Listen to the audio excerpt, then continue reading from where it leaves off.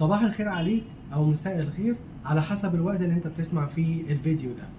اللي ما يعرفنيش، انا اسمي فوزي مجدي، بشتغل هيد اوف اتش ار في احد الشركات المعروفه، وكمان بشتغل انستراكتور لقانون العمل والتامينات الاجتماعيه، وبالاخص في تنفيذ هذه القوانين جوه الموارد البشريه، وازاي ان احنا نقدر نطبقها في الواقع العملي.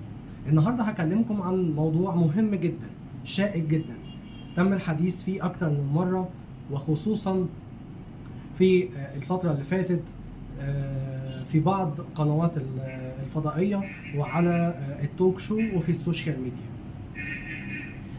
الموضوع ده بيتكلم عن اجازه الوضع للمراه العامله، وازاي بتتحسب وازاي بتتحاسب عليها، وايه هو قصه تعويض الاجر، وايه هي المنحه اللي بتاخدها الموظفه من التامينات الاجتماعيه.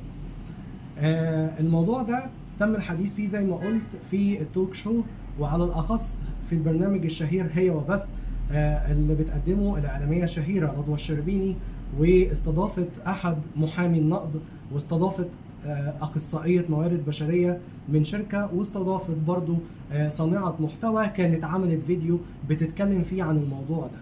ولكن للأسف إن المعلومات اللي اتقالت غلط. لو انت بتشتغلي ولسه والده لازم تعرفي كل حقوقك. اول حاجه اكتشفت ان محدش يعرفها خالص، وانا كمان ما كنتش اعرفها، اسمها منحه الولاده مع التامينات. اسالي عليها الاتش ار او مسؤول الشؤون الاجتماعيه في شركتك، سواء بتشتغلي في شركه خاصه او شركه حكومه. اهم حاجه تبقي متعينه ومتامن عليكي في الحكومه بقالك على الاقل 10 شهور.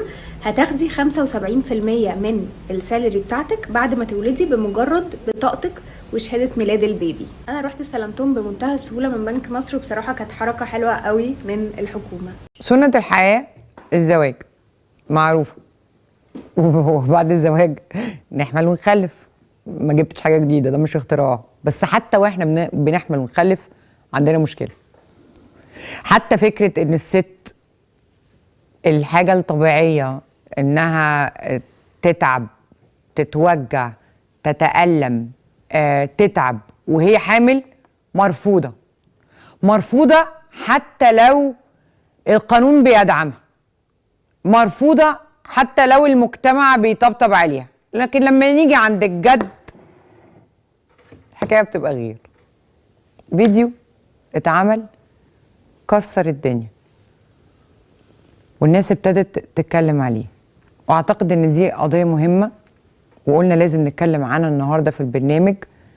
يمكن الستات اللي بتتفرج علينا تعرف حقوقها ايه كواحدة ست حامل. نرحب الاول باستاذه نهى لويس، منورانا. اهلا بيك. مفجره الثوره صح كده للحوامل. بحاول صانعه محتوى، والمستشار ميشيل حليم نورنا النهارده يا فندم، وسياده المستشار محامي بالنقد، والاستاذه كارول عصام نورانا اخصائي موارد بشريه اتش ار. صح كده؟ اتش ار كمان. شفتي؟ يعني اللي بيعين يعني مفيش مفر بقى، هو اللي يعني زعل. الله. طيب نشرح بقى القصه واحده واحده. هنبدا باستاذه نهى. عملت فيديو وبعدين عملت له ابلود او رفعته على الانستجرام ووسائل التواصل الاجتماعي. ايه يا نهى الفيديو؟ الفيديو عن حاجه اسمها منحه الولاده. انا كنت حامل، وبعدين واحده صاحبتي بالصدفه البحته يعني واحنا كده قاعدين بنتمشى في الشارع قالت لي على فكره لما تولدي اسالي شغلك كده، عشان شغلي القديم قال لي في حاجه فيها فلوس كده بتتاخد لما بتولدي. فبعدين قلت ده ايه ده؟ المهم سالت شغلي، ما لقيتش اي حد عارف خالص، ولا اتش ار ولا اي حاجه. ما كانش في غير مدير الحسابات كان عارف، وقال لي كلمي المحامي بتاع الشركه اللي هو مش في الشركه، يعني المحامي ده انا عمري ما شفته، هو هيساعدك. وفعلا ساعدني. المهم يعني لما جاب لي بقى المنحه اني اروح اصرف الفلوس، لقيته مبلغ. انا قلت هم هيبقوا حاجه بسيطه يعني وماشي مش هيخسروا. لا، لقيته مبلغ، وبجد مبلغ كبير.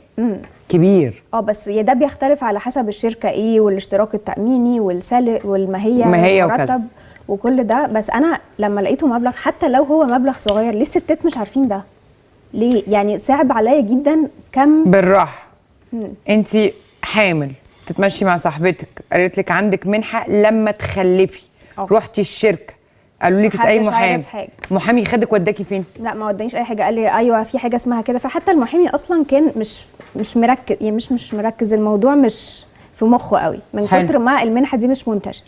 قال لي فعلا هاتي بس هو عنده الاستماره بتاعت الشركه، جابها ملاها وقال لي هاتي بس شهاده ميلاد البيبي وبطاقتك. عدى شهرين بالظبط وقال لي خلاص روحي استلمي الفلوس من المكان الفلاني. ورحت المكان الفلاني ده اللي هو بنك. بنك بنك وطني يعني. حلو. البنك ده اللي هو الرواتب بتتحول عليه؟ لا. التابع للشركه؟ لا. التابع للدوله؟ بالظبط. للدوله. للدوله. رحت ببطاقتي بس انا مش عارفه انا هروح استلم كام خالص. اتفاجئت بالرقم بصراحه، يعني حسيتها هديه من الدوله حلوه جدا وكبيره جدا، خصوصا في ظل الظروف الاقتصاديه اللي احنا فيها دي. اي حاجه هتبقى احسن من بلاش.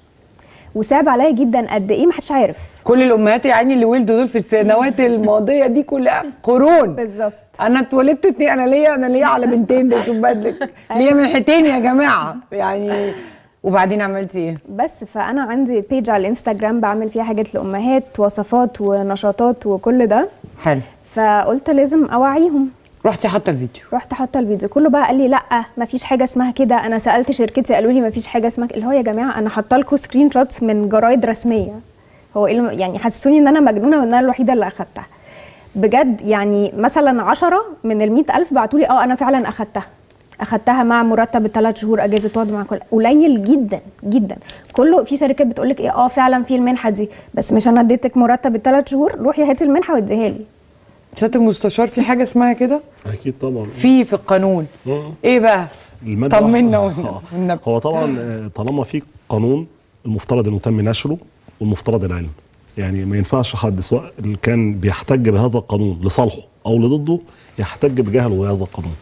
لان القانون من تاريخ تشريعه بيتم نشره في من امتى القانون ده موجود؟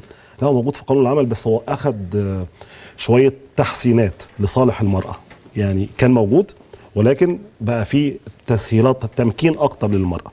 طبعا هو يعني الدوله المصريه بتبقى دايما في دعم للمراه ووضع ضمانات افضل للمراه. صحيح.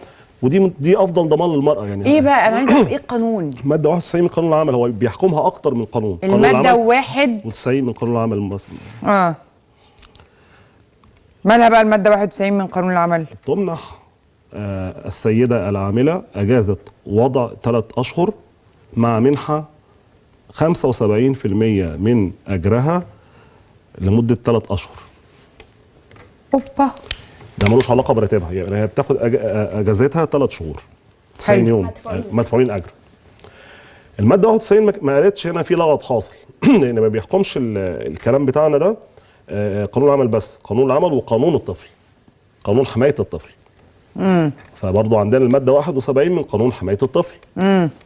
فالماده 91 اتكلمت في الاجازه وفي المنحه وسكتت عن احقيه الام العامله او السيده العامله في ان هي تاخد اجر ال3 شهور دول باجر ولا من غير اجر. لكن المفترض بقى طبقا لنص الماده 71 ان هي اجازه باجر. ده في حمايه الطفل. ليه بقى؟ عشان تهاك حقوق الطفل. الطفل طبعا لصيق بامه فتره صحيح. الولاده. صحيح. فاحنا كده هنحرمه بحق من حقوقه. ومصر موقعه على اتفاقيه دوليه بشان حقوق الطفل وحمايته، في قانون في مصر لحمايه حقوق الطفل. يعني اول 3 شهور بعد الولاده اول ما يتولد هنحرمه من حقوقه اللي هي امه. اول 3 شهور بعد الولاده بالظبط كده تتقاضى راتب وهي قاعده في البيت. بالظبط كده. ادي حاجه. مالهاش دعوه المنحه بقى. منحه يعني هديه. المنحه بقى منحه يعني ايه؟ 75% من الراتب. نرجع لكلمه المنحه. منحه يعني هديه، يعني دون المساس بالراتب. اصلا في بعض الشركات بتهزر بقى بتقول المنحه هنا ليها علاقه بالراتب. لا، المنحه دي اول حاجه اللي بتصرفها هي صندوق التامينات الحكومه.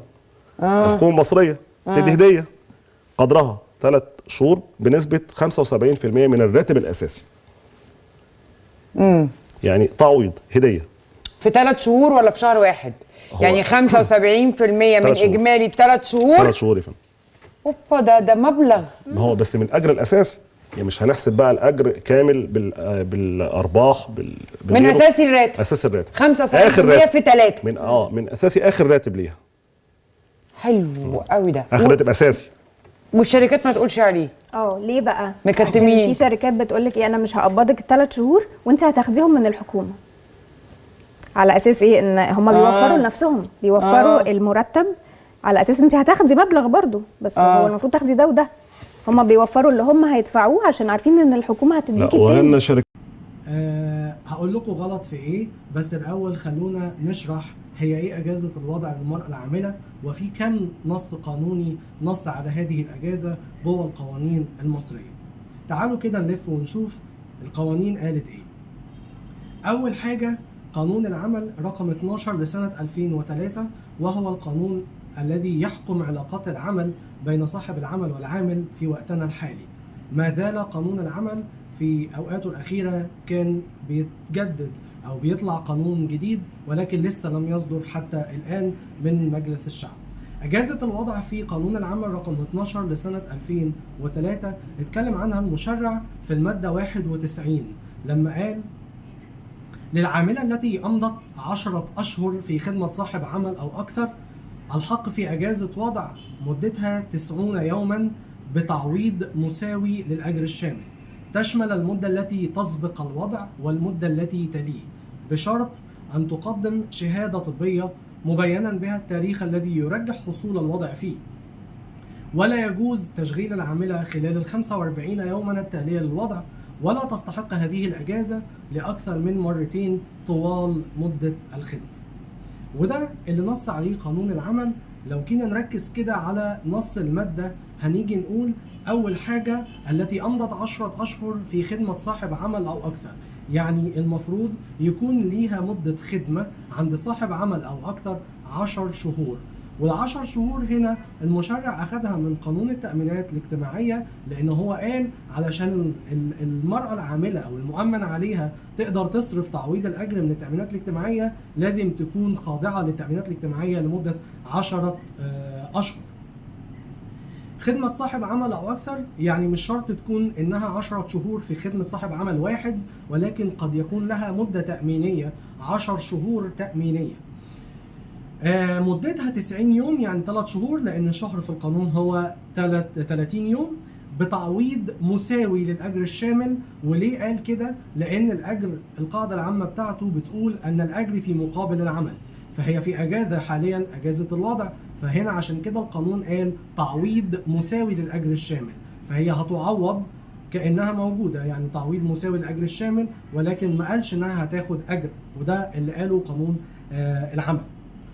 قال كمان إنها تشمل المدة التي تسبق الوضع والمدة التي تليه، بمعنى إنها ممكن تبدأ أجازة الوضع قبل الوضع وتستمر لبعد الوضع، بس اشترط شرط إنه هو ما يبقاش يشغلها، ما يقدرش يشغلها ال 45 يوم التالية للوضع أيا ما كان. لكن يعني ما ينفعش تبدأ مثلا لو حتى بدأت أجازة الوضع قبليها بشهرين، ما ينفعش برضو تشتغل ال 45 إلا بعد ال 45 يوم التالية للوضع.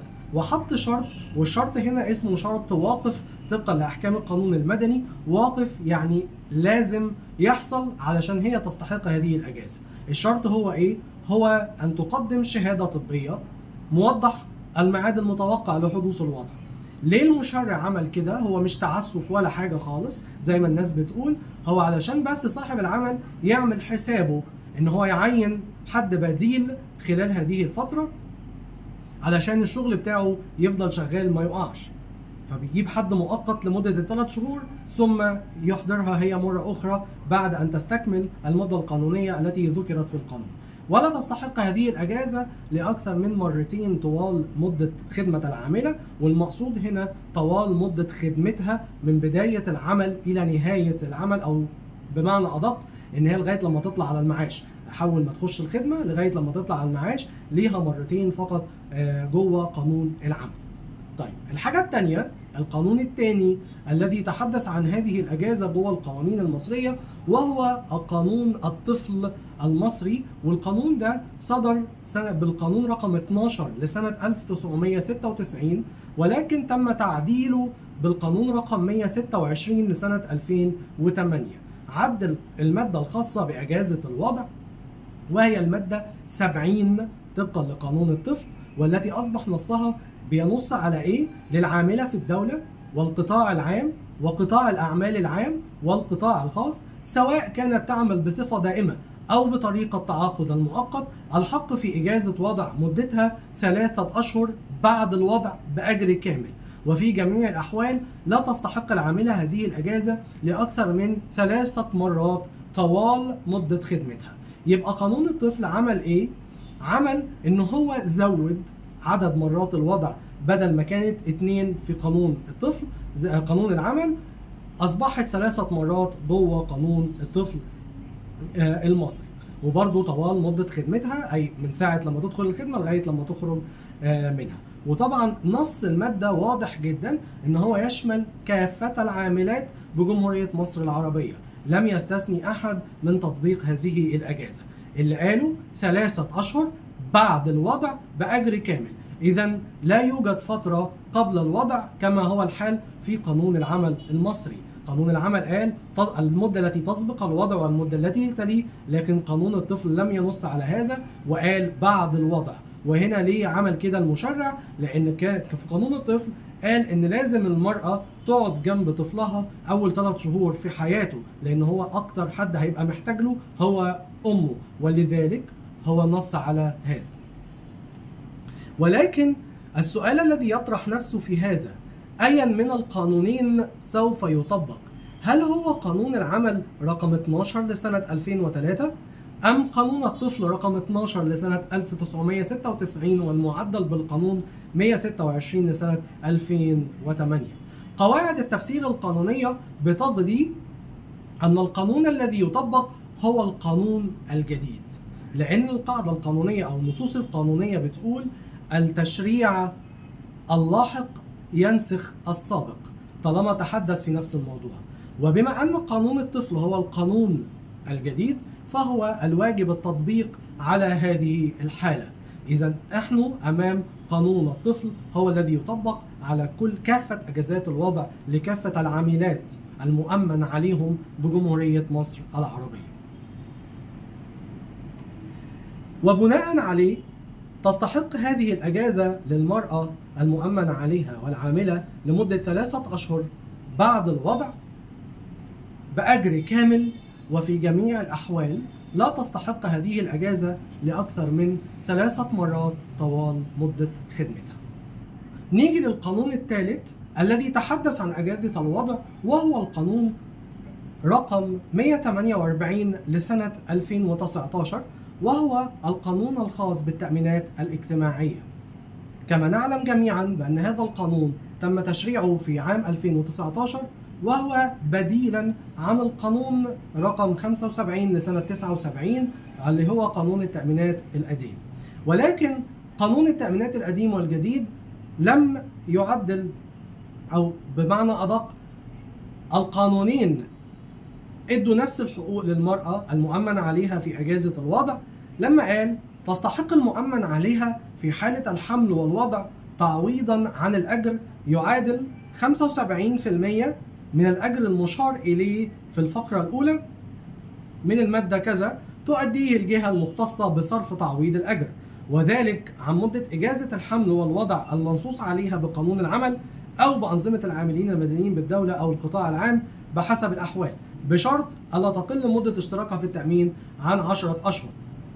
نيجي هنا لقصة التأمينات الاجتماعية، هو قال تعويض يعادل 75%، والمقصود هنا هو الأجر الاشتراك التأميني في قانون 148 لسنة 2019. يبقى قانون التأمينات الاجتماعية لما نص على التعويض بتاع المرأة في أجازة الوضع هو قال إن هي هتبقى 75% من أجر الاشتراك التأميني، وهو في هذا العام الحد الأدنى 1700 جنيه في الشهر، والحد الأقصى 10900 جنيه في الشهر. فهي بتستحق 75% من أجر الاشتراك التأميني، ده بالنسبة لقانون التأمينات. وزي ما قلت إن هي قانون العمل واخد 10 أشهر من قانون التأمينات، لأن قانون التأمينات نص على الحتة دي في آخر المادة ألا تقل مدة اشتراكها في التأمين عن 10 أشهر. وبالتالي نحن أمام 3 قوانين قد نظمت أجازة الوضع في القانون المصري. القانون الأول وهو قانون العمل رقم 12 لسنة 2003 في المادة 91، والقانون الثاني هو قانون الطفل رقم 12 لسنة 1996 والمعدل بالقانون رقم 126 لسنة 2008، والقانون الثالث وهو قانون التأمينات الاجتماعية رقم 148 لسنة 2019. القانون الأول والقانون الثاني أي قانون العمل وقانون الطفل واحد لغى واحد، يعني المطبق حاليا هو قانون الطفل المصري، والقانون الأخير وهو قانون التأمينات الاجتماعية وهو الخاص بالتعويض. وكما نص في قانون التأمينات على أن هذا هو تعويض عن الأجر أثناء إجازة الوضع، إذن هي ليست منحة كما ذكرت صانعة المحتوى في التوك شو اللي احنا اتكلمنا عنه في بداية الحلقة، ولا هي منحة برضو كما تفضل الأخ الكريم المحامي الذي كان معهم بنفس البرنامج، أو كما الكثير مما يدعون المعرفة جوه القانون. هي مش منحة، هو تعويض عن الأجر أثناء أجازة الوضع، وهذا ما نص عليه قانون التأمينات الاجتماعية. طيب ليه التأمينات الاجتماعية بتصرف هذا التعويض؟ هناك تعليمات صدرت في عام 97 وهو منشور رقم 9 لسنة 1997، هو الذي تتحدث عن أجازة الوضع والتعويض الذي يصرف من التأمينات الاجتماعية أثناء أجازة الوضع، والذي نص في آخر سطر منه أن صاحب العمل يتحمل الفرق ما بين تعويض الأجر الذي نص عليه التأمينات الاجتماعية وبين الأجر الشامل المنصوص عليه في قانون العمل وفي قانون الطفل. إذن هي ليست منحة كما تفضلت الأستاذة رضوى الشربيني وضيوفها الكرام بما قالوه. هي مش منحة، هي تعويض عن الأجر أثناء أجازة الوضع. واللي نظم أو اللي أشار إليها هو منشور وتعليمات صادرة من التأمينات الاجتماعية صدرت عام 1997 بالمنشور رقم 9 التي نظمت عملية التعويض، وتم إرفاق نموذج صرف تعويض الأجر عن أجازة الوضع في هذا المنشور. وأكيد كل النساء التي صرفت هذه المنحة قد قامت بالتوقيع على هذا النموذج. هل عنوان هذا النموذج منحة أم تعويض عن الأجر؟ هو تعويض عن الأجر أثناء أجازة الوضع. طيب إيه اللي بيحصل بقى من الشركات وإيه التطبيق الصح في الشركات علشان كل الناس ال HR اللي بتسمعني تبقى عارفة؟ المفروض إن الشركة بتصرف للموظفة أجرها أثناء أجازة الوضع منتقص منه 75% من أجر الاشتراك التأميني، وهو الأجر الذي سوف تصرفه من التأمينات الاجتماعية بعد عودتها من الأجازة. لو كانت الشركة صرفت الأجر الكامل بتاع الموظفة، صرفت لها الأجر الكامل خلال ال3 أشهر، فبالتالي هي المفروض الموظفة عند استردادها لنسبة التأمينات الاجتماعية أو التعويض الذي تقدمه لها التأمينات الاجتماعية هو رده مرة أخرى للشركة. الشركة لما بتعمل كده هي بتبقى رؤوفة، أو شركة بتبقى مع الموظفة إنها بتديها الأجر الكامل علشان هي تبقى محتاجة الفلوس في الوقت ده لأنها ما عندهاش مصدر دخل آخر. ولكن مش معنى كده إن هي لا ترد هذه المبالغ مرة أخرى لخزينة الشركة، لأن ده تعويض. القانون لما قال إنها تصرف أجرها كاملا من صاحب العمل، الأجر الكامل هنا هيقسم أو تعويضه على جزئين، على نصفين. الأولاني وهو 75% من أجر الاشتراك التأميني سوف تقدمه الهيئة العامة للتأمينات الاجتماعية، والجزء الآخر هو 25% من أجر الاشتراك التأميني بالإضافة إلى بقية الأجر الكامل من صاحب العمل. وهذا ما تم النص عليه في المنشور رقم 9 سنة 1997 والصادر من الهيئة العامة للتأمينات الاجتماعية. أرجو من الجميع تصحيح المفاهيم، وأرجو أن نتحرى الدقة عند اختيار من يمثل أو من يتكلم بلسان القانون، يكون على دراية بقوانين العمل المنظمة لعلاقات العمل. لأن هذا سوف يسبب ضلالا شديد لمنفذين القانون من الموارد البشرية، لأن أنت بتتكلم بلسان القانون، وما بين العاملات التي سوف تطلبن حقوقا ليس من حقه. شكرا، وإن شاء الله إلى أن ألقاكم بفيديو جديد. لو عجبك المحتوى أرجو أن أنت تشاركه مع أصحابك عشان تعم الفايدة على الجميع.